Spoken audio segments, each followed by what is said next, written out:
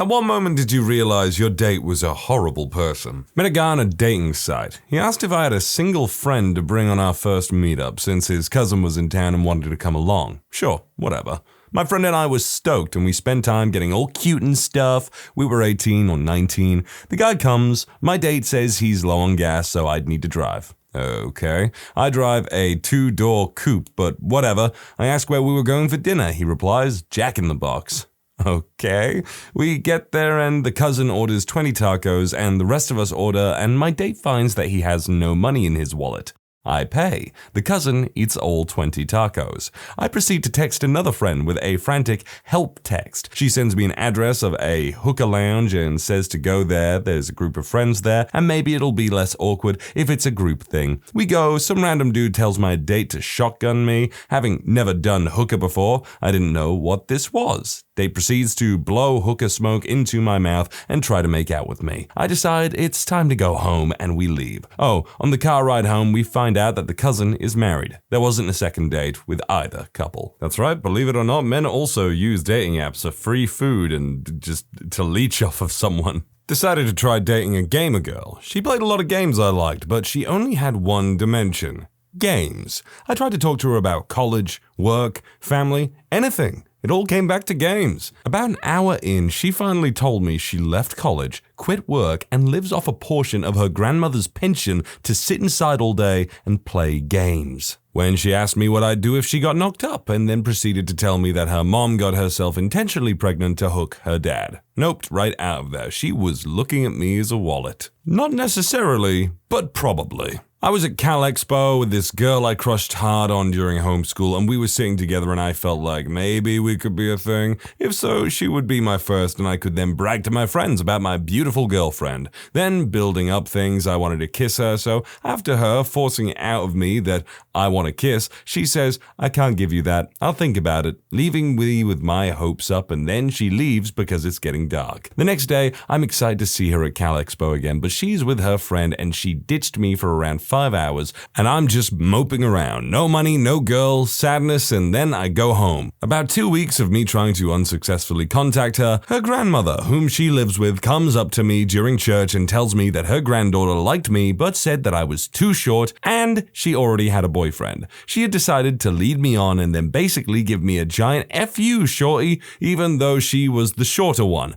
I'm taken and you can't do crap. Needless to say, I was devastated. Now, I'm not going to call you a liar or anything, but there is a chance that this girl wasn't stringing you along and maybe you're just bad at communication. Now, I only say that because some things in this little story are quite frankly just lacking in confirmation or detail. Like, did you make it clear this was a date? Because I wouldn't call this stringing along. This sounds like possibility, and then it's not really, and then there's stringing along, like telling you over and over again, like I could be with you, extenuating circumstances to why I can't be with you, over and over for days, for weeks. That's stringing along. This just sounds like pretty minor to me. Blind date my kid sister set up between her coworker and me. When I arrive at her door, instead of introducing herself or even starting out with hi, the first words out of her mouth were, I've just found out I have chlamydia earlier today, so don't expect any sex later. Should have just turned right around there because the day kind of went downhill from there. Impossible though it may seem. Raucous, fake laughter, knocking over a very expensive bottle of wine on the next table as she dashed for the bathroom to retch, hitting a waiter's pants and shoes en route. Then after I cut the date short, she passed out in the car and nearly had to be carried bodily up the step to her door.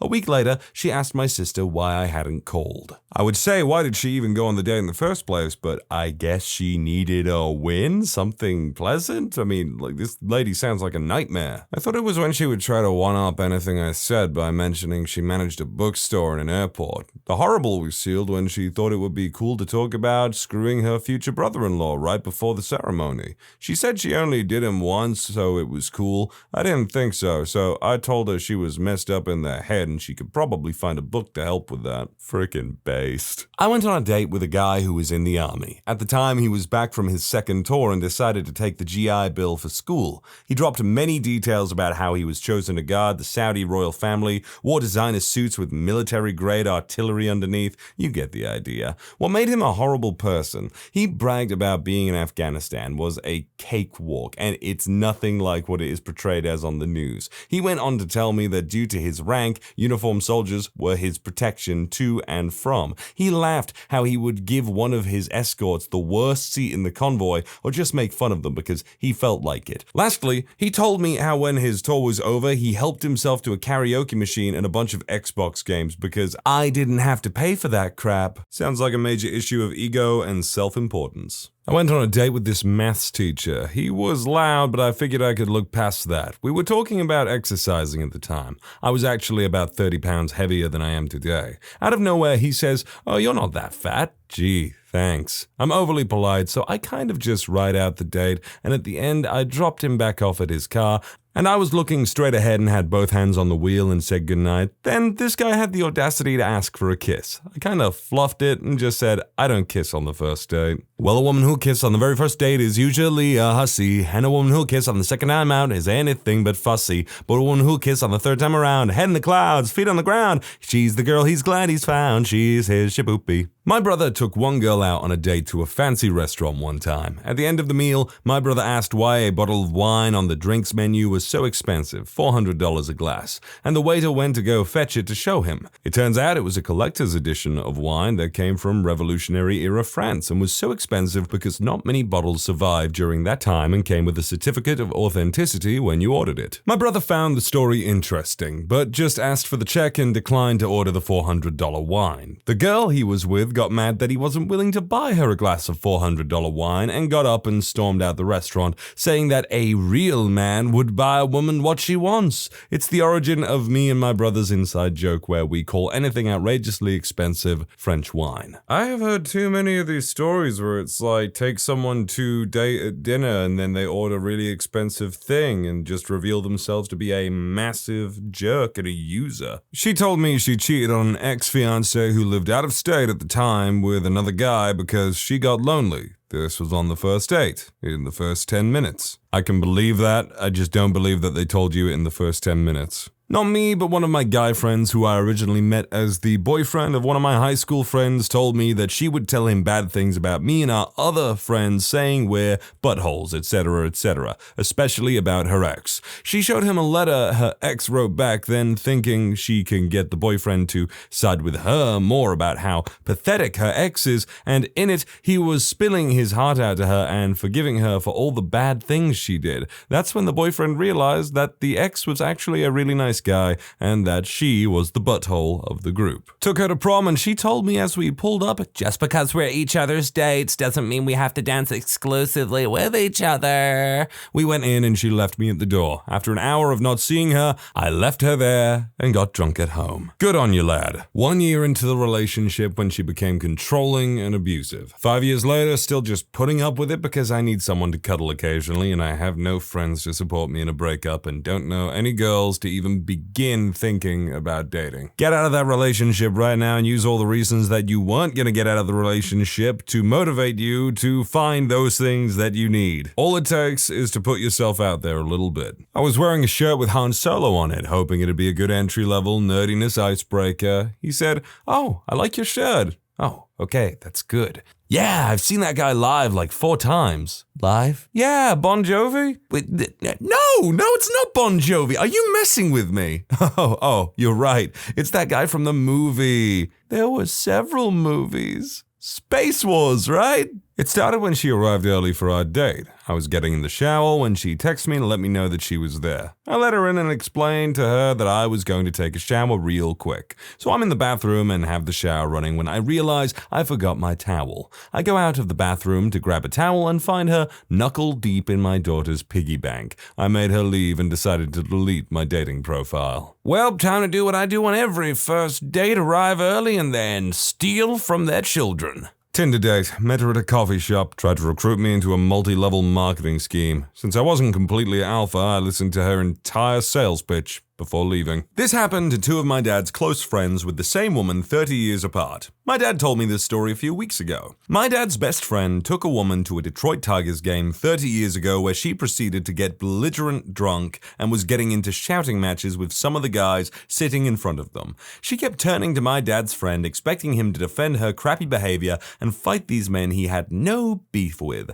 He was mortified, but hey, it was a Tigers game in 1984. What self-respecting Detroiter would leave? After the game, he dropped her off at home, and she cussed him out for not fighting those guys for her the whole way home. They never spoke again. Last year, a mutual friend of my dad and his best friend had gotten a divorce and was on the online dating market. He matched with this woman around his age who seemed nice enough, so they decided to meet for drinks and billiards at a local pool bar.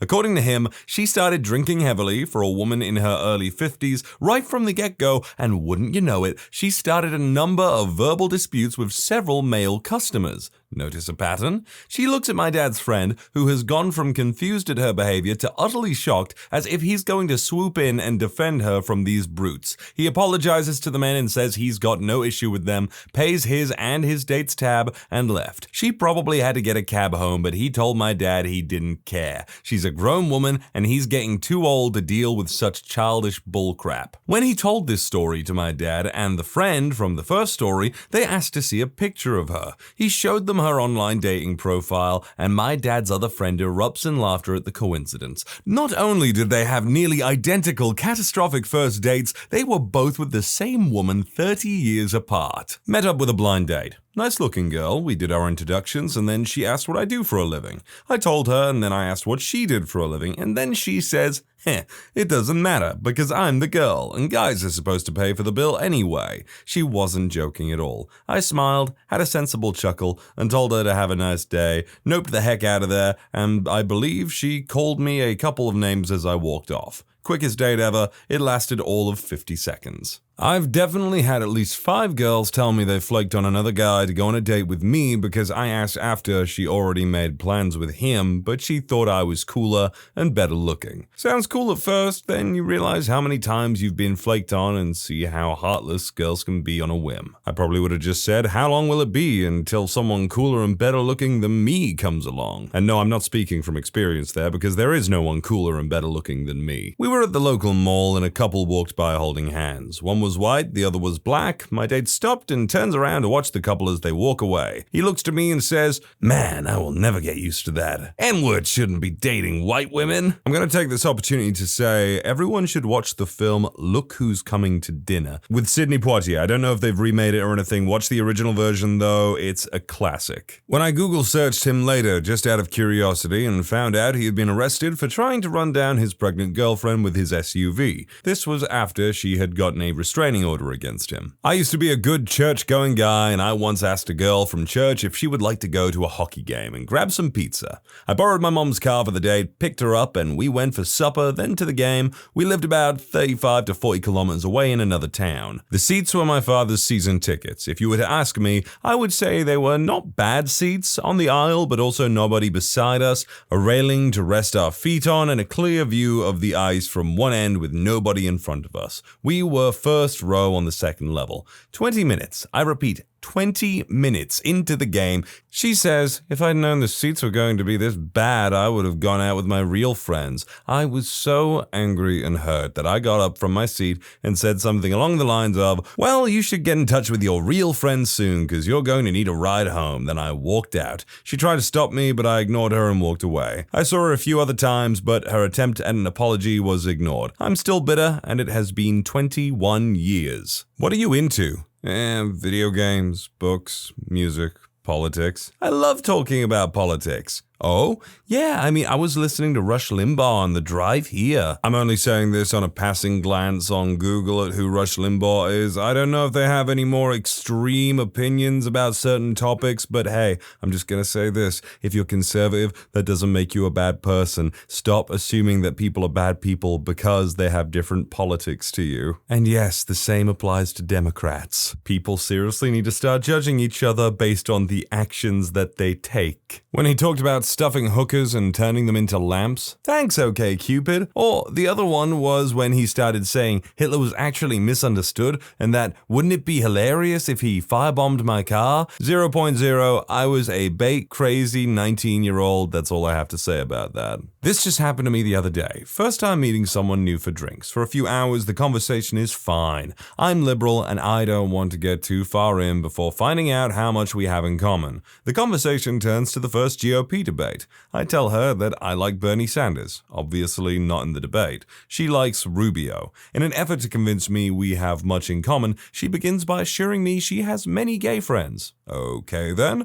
Explaining why she's conservative, she says, but after working hard all day, when I go to get my nails done, I don't need to be waiting behind all these African American women with all their babies they can't afford on their Obama phones. It was such a starkly rude, offensive, and ignorant remark. I kind of thought she was making a joke. Do people really say Obama phone? I don't know if this makes her a horrible person, but I found it really offensive. He told me about how his brother hit a girl walking on the side of the road. It was dark, no streetlights, she was wearing dark clothing, the girl died. Think she was about 15. He was angry because his brother didn't get compensated for the damage done to his car. The conversation went a little bit like, dude, a family lost their daughter. Yeah, and that's sad, but what about my brother's car? This was over the span of 4 dates. She told me that her daughter's father only had supervised visits. Later in the conversation, she told me the reason his visits had to be supervised, because when the kid was 4 weeks old, she let him. And this piece of crap, this reprehensible piece of crap first-time father,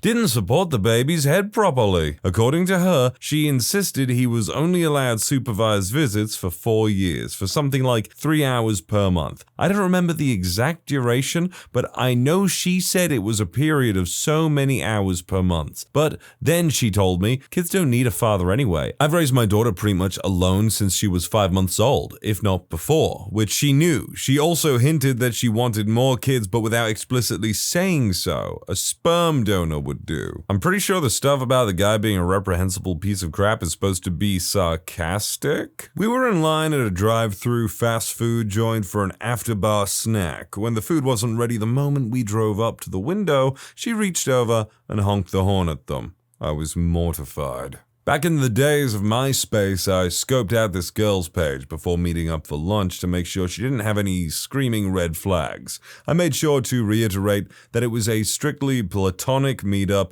and she agreed. She kept hitting on me the entire time. I tried to change the subject to small talk, and she mentioned that she was a single child from absentee parents, blah blah, pity party. These were all lies, since her very public MySpace page showed wonderful family outings with very seemingly involved parents and a handful of siblings. I avoided her around campus the rest of my college career, and she could never figure out why. Not as bad as some, but when I was 17, I met a guy at the farmer's market who was older, 23, and we decided to go out for coffee during the day. So we met up, had a nice chat. Afterwards, we went for a walk and he tried to kiss me. After politely rejecting him, he kept trying. I know I should have been firm with him and told him that it made me uncomfortable, but I was afraid to upset him. We had taken his car to a nearby park, and we were somewhat alone. I didn't return his phone calls or anything after that. It wasn't necessarily one moment, but a series of god-awful events that tipped me off. So, guy asks me out on a date as a present for my birthday. Yeah,